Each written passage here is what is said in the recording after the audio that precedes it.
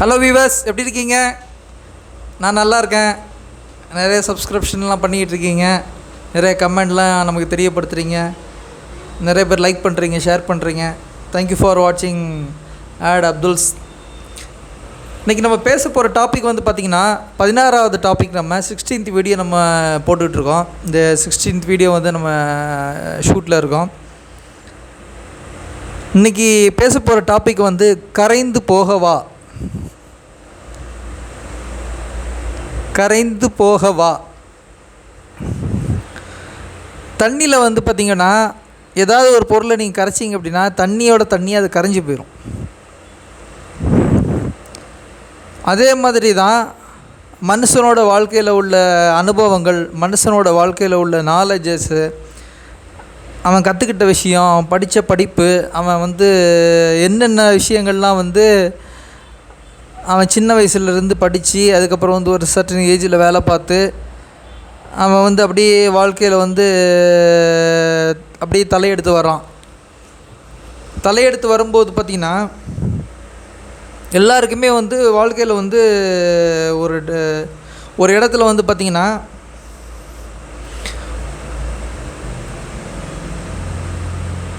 ஒரு கஷ்டமான சூழ்நிலை வந்து உருவாயிரும். அந்த கஷ்டமான சூழ்நிலை உருவாகும்போது பார்த்திங்கன்னா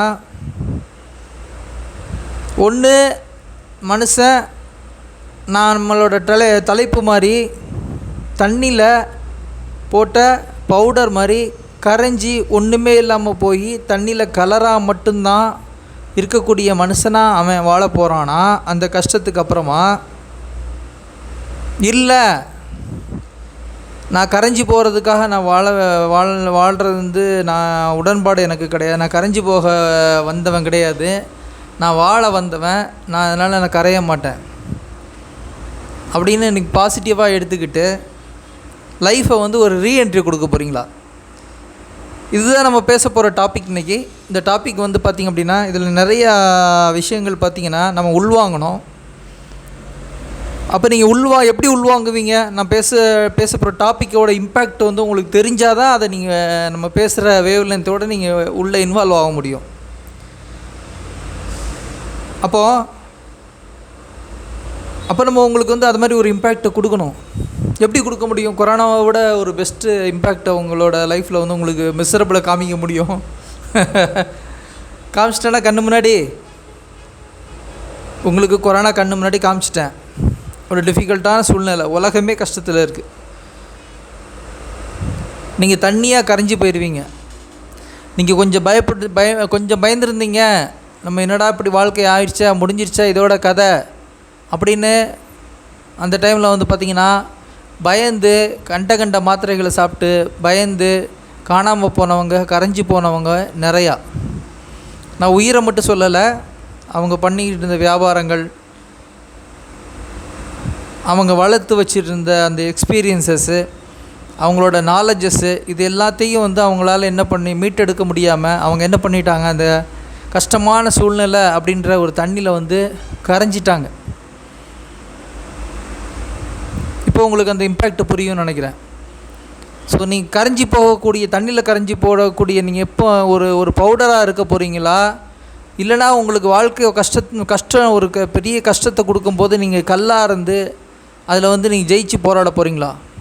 இதுதான் இன்றைக்கி வீடியோவோட மெயின் கான்செப்ட்டு. நான் உங்களுக்கு கொடுக்க போகிற ஸ்பீச் இது வந்து பார்த்திங்கன்னா ஒரு தருணம் வரும் வாழ்க்கையில். அந்த கஷ்டத்தை வந்து பார்த்திங்கன்னா கடந்து நீங்கள் அதை மேலோங்கி நீங்கள் மேலே போய் ஒரு எட்ஜுக்கு போயிடலாம், நீங்கள் ஒரு டாப் லெவலுக்கு போயிடலாம். அந்த கஷ்டம் வர்றதோட ரீசன் வந்து பார்த்திங்கன்னா நீங்கள் எடுக்கிற முடிவில் தான் அதை வந்து நீங்கள் மேலே போகிறீங்களா, இல்லைனா கரைஞ்சி ஒன்றுமே இல்லாமல் ஆக போகிறீங்களா அப்படின்றதான் அந்த கஷ்டம் வந்து உங்களுக்கு வர்றதுக்கு மெயின் ரீசன். ஸோ அதை நீங்கள் ஃபஸ்ட்டு வந்து உள்வாங்கிக்கணும். எப்பவுமே ஒன்று தெரிஞ்சுக்கோங்க, வாழ்க்கையில் வந்து கஷ்டங்கள் வரும்போதும் சரி, வாழ்க்கையில் பிரச்சனைகள் வரும்போதும் சரி, வாழ்க்கையில் வந்து பார்த்திங்கன்னா சில தப்பான முடிவுகளில் வந்து நம்ம மாட்டிக்கிட்டாலும் சரி, எப்போவுமே ஒன்று மட்டும் நீங்கள் வாழ்க்கையில் என்ன நினைக்கணும் அப்படின்னா, இப்போ இருக்கிற இந்த நிலைமையிலேருந்து வெளியில் வர்றதுக்கு வந்து என்னை விட தகுதியான ஆள் யாரும் இல்லை. என்ன நினைக்கணும், இப்போ உள்ள இந்த பிரச்சனையிலேருந்து, நான் மாட்டிகிட்டு இருக்கிற இந்த பிரச்சனையிலேருந்து, எனக்குள்ள பிரச்சனையிலேருந்து வெளியில் கொண்டு வரதுக்கு வந்து என்னை விட ஒரு தகுதியான ஆள் வந்து இந்த உலகத்திலே கிடையாது அப்படின்னு நீங்கள் உங்களை மட்டும்தான் நம்பணும். ஏன்னா நீங்கள் தான் உங்களோட பெஸ்ட்டு லீடர், நீங்கள் தான் உங்களோட பெஸ்ட் வழிகாட்டி. உங்களை மாதிரி உங்களை புரிஞ்சிக்கக்கூடிய ஆள் வெளியே ஆள் யாருமே கிடையாது. நீங்கள் தான் உங்களை புரிஞ்சிக்கணும், நீங்கள் தான் உங்களை உள்வாங்கிக்கணும், நீங்கள் தான் உங்களை பற்றி யோசிக்கணும். ஸோ நீங்கள் ஃபஸ்ட்டு உங்களை உணரணும். அதுக்கு என்ன வேணும், ஃபஸ்ட்டு நீங்கள் வந்து என்ன பண்ணணுன்னா, அந்த பிரச்சனையை பார்த்து பயந்து ஓடக்கூடாது.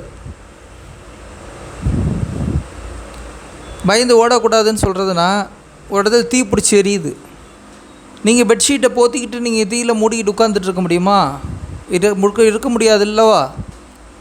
அதே மாதிரி தான் பிரச்சனைகளை வந்து நீங்கள் தற்சமயம் வேணால் அந்த பெட்ஷீட் மாதிரி போத்திக்கிட்டு நீங்கள் ஒரு தீக்குள்ளே போய் உட்கார்ற மாதிரி நீங்கள் நினச்சிக்கிட்டு போய் உட்காரலாமே தவிர அது உங்களை வந்து அழிச்சிரும் அந்த பிரச்சனை.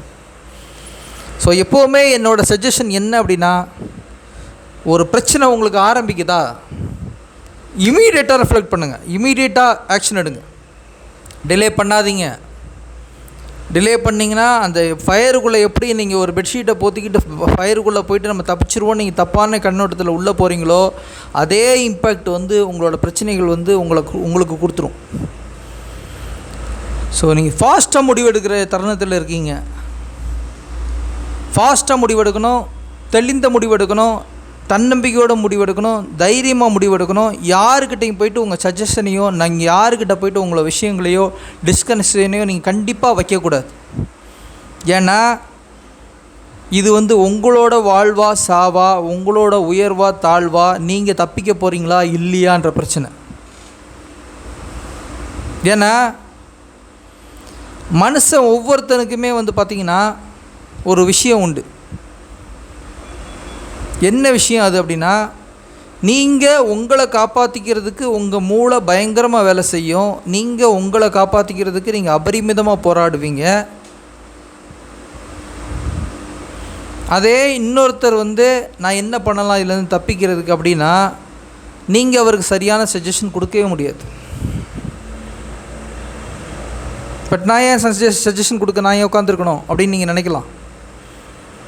ஆனால் ஒரு மனுஷனுக்கு வந்து நம்ம என்ன பண்ணலாம் அப்படின்னா, அவனை உணர வைக்கிறது வந்து இதோட பங்களிப்பு, இந்த வீடியோவோட பங்களிப்பு வந்து அவனை உணர வச்சு நீ இந்த டாஸ்க்கை சூஸ் பண்ணு, யாருக்கிட்டையும் நீ கேட்காத, நீ சுதந்திரமாக செயல்படு, இந்த பிரச்சனையிலேருந்து வெளிவரக்கூடிய தகுதி, இந்த பிரச்சனையிலேருந்து வெளிவரக்கூடிய திறமை, இந்த பிரச்சனையிலேருந்து வெளிவரக்கூடிய விஷயங்கள் வந்து உனக்கு மட்டும்தான் ஈஸியாக ஐடென்டிஃபை ஆகும்.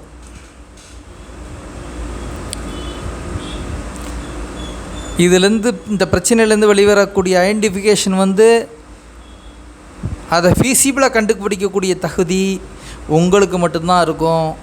ஆனால் உலகத்தில் உள்ள யாருக்கும் அந்த தகுதி இருக்காது. நீங்கள் யாருக்கிட்ட போய் கேட்டாலும் அவங்க என்ன பண்ணுவாங்க அப்படின்னா அதுக்கு வந்து சஜஷன் சொல்ல முடியாது. ஆனால் நீங்கள் ஒன்றை நம்பணும், யாரோட சஜஷனையும் யாரும் வந்து நம்மளுக்கு உதவி பண்ண முடியாது அப்படின்றது வந்து இந்த தருணங்களில் நீங்கள் வாழ்க்கையில் நம்பணும். நம்பினவர்களில் நிறைய பேர் வந்து இன்றைக்கி கொரோனாவுக்கு அப்புறம் வாழ்க்கையில் எதிர்த்து போராடி இன்றைக்கும் அவங்க நிற்கிறாங்க. உயிர் பயத்தை காட்டிட்டு அவங்கள விட்டுட்டு போன கொரோனாவுக்கு அப்புறமும் வாழ்க்கையை வந்து கொரோனாவே நான் பார்த்துட்டேன்டா, இனிமேல் எதுக்குடா நான் பயப்படணுன்னு மார்தட்டிக்கிட்டு இருக்கிற மக்கள் நிறைய பேர் இருக்காங்க. கொரோனாவுக்கு அப்புறமா கொரோனாவை பார்த்த கொரோனா கொடுத்த அழுத்தம், கொரோனாவோட பெரிய டிஃபிகல்ட்டை பார்த்த மனுஷன் என்ன பண்ணான், அதை எதிர்த்து போராடின மனுஷன் தனியாக தான் நின்று போராடுனான். நீங்கள் நல்லா யோசிச்சு பாருங்கள், நான் சொல்கிற இந்த கான்செப்டோடு நீங்கள் மேட்ச் பண்ணலாம். கொரோனாவில் பார்த்தீங்கன்னா நீங்கள் எல்லாருமே தனியாக தான் போராடி இருக்கீங்க. நம்ம எல்லாருமே கொரோனாவில் வந்து ஒவ்வொருத்தரும் தனித்தனியாக தான் நம்மளை வந்து அவங்க வந்து தடுத்து வச்சுருந்தாங்க. நல்லா நீங்கள் நோட் பண்ணுங்கள். யாரையுமே கும்பல் சேர விடலை, யாரையும் யார்கிட்ட பேச விடலை. உங்களுக்கு ஒரு அழுத்தத்தை கொடுத்து உங்களுக்கு ஒரு புரோட்டோக்காலை கொடுத்து நீங்கள் தனியாக தான் இருக்கணும் அப்படின்ட்டாங்க. தனியாக இருந்து பயந்தே இறந்து போனவங்க இருக்காங்க. தனியாக இருந்து நம்மளை பார்க்க முடியாமல் நமக்கு என்ன ஆயிருமோ ஏதாயிருமோன்னு அந்த அந்த விரக்தியிலேயே வந்து இறந்து போனவங்க இருக்கலாம். தனியாக இருந்து அவங்களுக்கு சரியான உணவு சாப்பாடு கிடைக்காம, அவங்க ஃபேமிலியை பார்க்க முடியாமல், குழந்தைய பார்க்க முடியாமல், என்னடா இப்படி ஆயிடுச்சு அப்படின்னு சொல்லிட்டு மன நொந்து போனவங்க நிறைய பேர் இப்போ இல்லாமல் இருக்கலாம். ஆனால் எல்லாத்தையும் தாண்டி நல்லா யோசிங்க. எல்லாத்தையும் தாண்டி இண்டிவிஜுவலாக தனியாக ஒரு செஷனில் வச்சு எத்தனை பேரை வந்து தனியாக செப்பரேட்டாக வந்து ட்ரீட்மெண்ட் பண்ணாங்க. வெளிநாட்டிலேருந்து வருவாங்க, அப்படியே தூக்கிட்டு போய் தனியாக வச்சு ட்ரீட்மெண்ட் பண்ணி தனியாக அவங்கள மெயின்டைன் பண்ணிட்டு இருந்தாங்க. அவங்களுக்கு இருந்த ஒரே நம்பிக்கை, யாருக்கிட்டே பேச முடிஞ்சுதா, யாருக்கிட்டே ஒப்பீனியன் கேட்க முடிஞ்சுதா, யாருக்கிட்டே பழக முடிஞ்சுதா? ஆப்வியஸாக இல்லை. அவங்களால எப்படி இப்போ வாழ்ந்துக்கிட்டு இருக்க முடியுது? அவங்களால எப்படி இப்போ வியாபாரம் பண்ணிக்கிட்டு இருக்க முடியுது? அவங்களால எப்படி திரும்ப வெளிநாட்டுக்கு போய் செட்டில் ஆக முடிஞ்சுது? ஏன்னா அவங்க வந்து அவங்கள உணர்ந்து தன்னிலை அடைஞ்சிட்டாங்க. அவங்கள உணர்ந்து இப்போ இருக்கிற அழுத்தமான பிரச்சனையிலேருந்து வெளியே வர்றதுக்கு வந்து எனக்கு யாருமே இல்லை அப்படின்றத அவங்க ஏற்றுக்கிட்டாங்க. ஆப்வியஸாக அப்படி தான் நடந்தது. ஒவ்வொருத்தரும் நம்ம தனியாக தானே கொரோனாவை எடுத்து போராடணும். யாருக்குமே சப்போர்ட் இல்லையே. ஸோ நீங்கள் தனியாக கொரோனாவை எடுத்து போராடி அதை ஜெயிச்சிட்டிங்கன்னா நீங்கள் கண்டிப்பாக இனி வர்ற அழுத்தமான சூழ்நிலைகளையும் கஷ்டமான சூழ்நிலைகளையும் நீங்கள் கடந்து போகிறதுக்கு உண்டான எலிஜிபிலிட்டி உங்களுக்கு நல்லாவே இருக்குது. உலகம் இப்போ முன்ன உலகம் கிடையாது. முன்ன நீங்கள் கொரோனாவுக்கு முன்னே இருந்த நேச்சர் இங்கே கிடையாது. அதை நீங்கள் நல்லா உணருங்க. நீங்கள் ஒரு கொரோனாவை பார்த்துட்டீங்க, கொரோனாலேருந்து தப்பிச்சிட்டிங்க.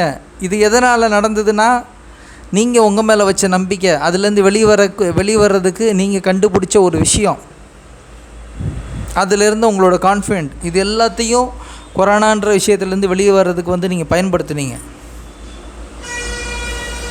God my point? இப்போ நீங்கள் உங்களுக்கு புரியுதா நம்ம கரெக்டாக எங்கே வர்றோம் அப்படின்ற இது உங்களுக்கு தெரியுதா?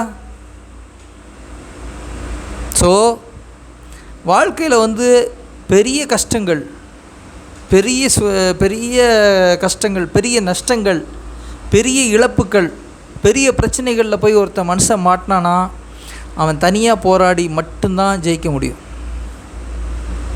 அவன் கூட்டு சேர்த்து போராடி ஜெயிக்க முடியாது. தனியாக அவன் போராடணும். தனியாக அவன் வாழணும்னா அவன் தனியாக செத்தாகணும். சாகிற வரைக்கும் போராடணும். அந்த சாவை எதிர்த்து போராடணும்னா மட்டும்தான் அவன் வாழ முடியும். உலகத்தில் மனுஷன் வந்து சாவுக்கு பயப்படாமல் அந்த சாவை எதிர்த்து போராடினா மட்டும்தான் அவன் வாழ்க்கை வந்து அவனுக்கு ஈஸியாக அமையும். சாவை பார்த்து பயப்படாதவன் எதை பார்த்து பயப்படுவான்? என்னடா கடைசியாக நம்மளுக்கு கழுத்தில் கத்தி வைப்பாங்களா அப்படின்னு நினைக்கிறவன் எதை பார்த்து பயப்படுவான்? எதையும் பார்த்து பயப்பட மாட்டான். அவன் கரைஞ்சி போக மாட்டான். அவன் தண்ணியில் கரைஞ்சி போகிறதுக்கு அவன் கலர் பொடி கிடையாது. நீங்கள் கலர் பொடியாக நம்ம கலர் பொடியாக இருந்துடக்கூடாது. நம்ம தண்ணியில் கரைக்க முடியாத அந்த பிரச்சனைகள், பெரிய பிரச்சனைகள் போது நம்ம கல்லாக மாறணும். கல்லாக மாறினா மட்டும் பத்தாது, நம்ம வந்து தைரியமாக எதிர்த்து போராடணும். கல்லாக இருந்து நம்ம போராடணும். நம்மளால் ஜெயிக்க முடியும் அப்படின்ற இன்டென்ஷனோடு போராடணும். போராடி நம்ம ஜெயிக்கணும். அப்படி ஜெயிக்கிற குணம் இல்லை, போராடுற குணம் நமக்கு இல்லைன்னா நம்ம வந்து கரைஞ்சி தண்ணியாகி கரைஞ்சி ஒன்றுமே இல்லாமல் நம்ம போயிடுவோம். நம்ம கரைஞ்சி போயிடுவோம். நம்மளை வந்து அப்புறம் யாருமே கண்டுபிடிக்க முடியாது. நீங்கள் எல்லாத்தையும் இழந்துடுவீங்க. நீங்கள் எல்லாத்தையும் இழந்துட்டு நீங்கள் என்ன பண்ணுவீங்கன்னா வாழ்க்கையோட கடை நிலையை வந்து உங்களுக்கு வந்து வாழ்க்கை தள்ளி விட்டுரும். கடை நிலைக்கு நீங்கள் போயிடுவீங்க. அதை எதிர்த்து போராடுற குணம் இல்லைன்னா இது ரொம்ப ரிஸ்க்கு. ஒரு சர்டன் ஏஜில் வந்து உங்களுக்கு ஒரு கமிட்மெண்ட் வருது, ஒரு பிரச்சனை வருது, ஒரு இதை நீங்கள் எழுத்து போராடாமல் நீங்கள் விட்டுட்டிங்கன்னா நீங்கள் என்ன பண்ணுவீங்கன்னா, அந்த போராடலைன்னா வாழ்க்கை வந்து நீங்கள் இவ்வளோ நாள் கடந்து வந்த பாதையில் வந்து அட் த எண்டில் கொண்டு போய் உங்களை தள்ளிடும். So be careful. சுச்சுவேஷன் வந்ததுன்னா எதிர்த்து போராடவா, நான் கரைஞ்சி போவான்னு 2 கேள்வி உங்களுக்குள்ளே கேளுங்க. நான் கரைஞ்சி போயிடுவேனா, இதை நான் எதிர்த்து போராட நான் கரைஞ்சி போகணுமா, நான் கல்லாக இருந்து வாழணுமா அப்படின்றது நீங்கள் உங்களுக்குள்ளே கேளுங்க ஃபஸ்ட்டு. அதுக்கப்புறம் நான் எப்படிலாம் எதிர்த்து போராடலாம், கரையாமல் நான் இருக்கிறதுக்கு என்ன வழிவகை இருக்குது, கரையாமல் நான் எப்படி போராடலாம். நான் கரையக்கூடாது, நான் கல்லாக இருக்கணும், நான் எதிர்த்து போராடணும், நான் வாழ்க்கையில் ஜெயிக்கணும், திரும்ப நான் எனக்குள்ள இந்த பிரச்சனையிலேருந்து நான் வெளியே வரணும் அப்படின்னு நீங்கள் நினைக்கணுன்னா நீங்கள் நல்லா உட்காந்து யோசிக்கணும். நல்லா உட்காந்து யோசிக்கணும். அந்த நேரத்தில் பார்த்திங்கன்னா உங்களுக்கு ஒரு துடுப்பு கிடைக்கும். உங்களுக்கு புரியுதா கதை? நீங்கள் ஒரு தண்ணியில் போய் விழுந்துட்டீங்க. அங்கே பார்த்திங்கன்னா ஒரு போட்டு இருக்குது. போட்டு ஏறி நீங்கள் கரை இப்போ ஏறிடுவீங்க. போட்டில் ஏறி நீங்கள் கரை